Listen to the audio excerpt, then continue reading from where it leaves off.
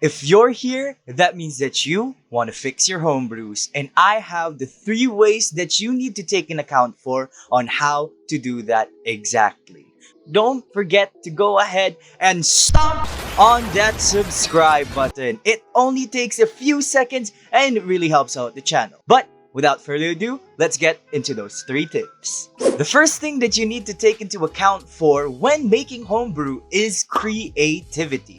And I'm sure that all of you here right now who are watching this video has that, because you wouldn't start making homebrew if you didn't find yourself in a creative sphere. Now, what do we mean by creativity? Well, of course, if you're going to be making a homebrew race, you'd be putting it in your setting. How they work and interact with their environment, their narratives have to fit into your games. And an easy way of doing this is already making variants of existing races. That's the first thing that you have to take note of, is creativity. How they put into your world and how they interact with things and how natural they feel within there. And next is the balancing, the nitty gritty of this stuff. This is where most D&D homebrew makers sort of fall out a little bit, because you wouldn't know where to start. You wouldn't know how to properly balance things, how powerful it is, how weak it is. But here are the things that you need to take into account for in order to properly balance your D&D homebrew races. First off, you wouldn't want to overload a kit of a race. And a great way to do this is to actually consult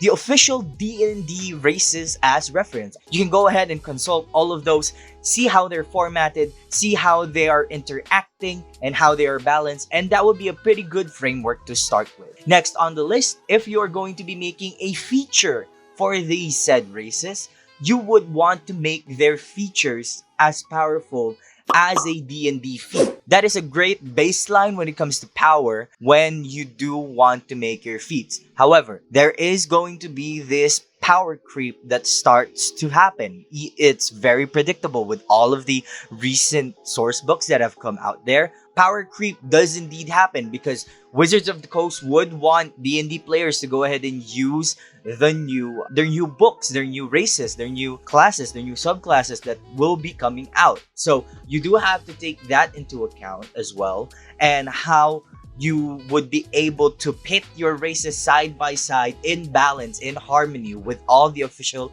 races out there. And next to that, and a very important one, is to not let your thoughts of synergizing these races with certain classes and subclasses in mind. Do not lock your homebrew race to a specific class or a specific subclass for that, because that does not give the variation that D&D races have. This is a fantasy world. These are living, breathing creatures. They wouldn't want to be stuck in their own pod. They would be like essentially normal people. They would have their own interests, their own desires, their own dreams, their own wants. And if you are locking a race to a specific subclass and a specific class, then the key component of D&D, which is player customization, would just be thrown out the window. That would occur. And you wouldn't want that. You wouldn't want to go ahead and take away that option to your players, because again,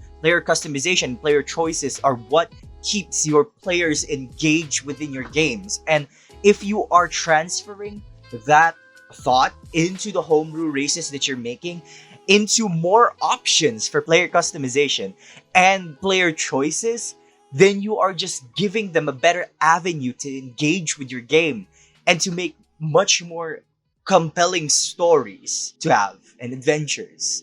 And lastly, for the balancing part of this video, if your homebrew subclass is going to be having a spell casting option to them, this is a general rule that I keep with myself when it comes to homebrew, is that don't go above a 3rd level spell. If you are going to be using a 3rd level spell, make sure it is a utility spell rather than a damage spell, because if you're outright giving these races very, very strong innate spellcasting damage, huge. That would be really, really strong. And that could be borderline broken. It would be outshining your party members. So you do have to take that into account. So that does keep the balancing part in mind, that it will not outshine other members, other party members, other races, that specific power growth. And up to our last part in the video is your feedback. Much with like any good D&D homebrew that is out there, do not be afraid to change things within the homebrew. Do not be afraid to balance further races that you have, because it does keep in mind that you are keeping a close eye on your homebrew races. And feedback is going to go ahead and synergize and play into our last point of the video, which is balance. If you check in with your players and balance as well as playtest the certain races that you have, the certain homebrew that you have, you will get a lot more feedback, a lot more critiques, a lot more constructive criticism for your work in order for you to go ahead and make it better. And now, if you do want a general format for this, I'll go ahead and flash it on the screen. You have to go ahead and start, of course, with your ability score. Next is your size, usual, whether they're small, medium, or I wouldn't say large. Never go above large. That's my general go-to. Next would be your movement, your age, the alignment of your races, if they have dark vision, which can be optional, proficiencies, resistances, features, and languages. If you're having a hard time of thinking about a certain homebrew race that you want to make, or you have this idea, you have the creative part of making homebrew races, then this would be a general guide for you, a general format, a general skeleton you can use while using D&D official sources as reference material to go ahead and make your amazing homebrews. If you have gone all the way this far within the video and you enjoy this content, why don't you go ahead and stomp on that subscribe button to go ahead and be notified of all our future updates, as well as our streams. I can't forget to go ahead and plug our 4-part miniseries Corroding Sakura that just went live a couple of days ago. Go ahead and check that VOD. I do apologize if it's really scuffed. Again, thank you for watching the Wooden D20, where our luck is so shit that we wouldn't D20. I am DM Sesame, and that is all. Thank you so much for watching. Bye-bye now.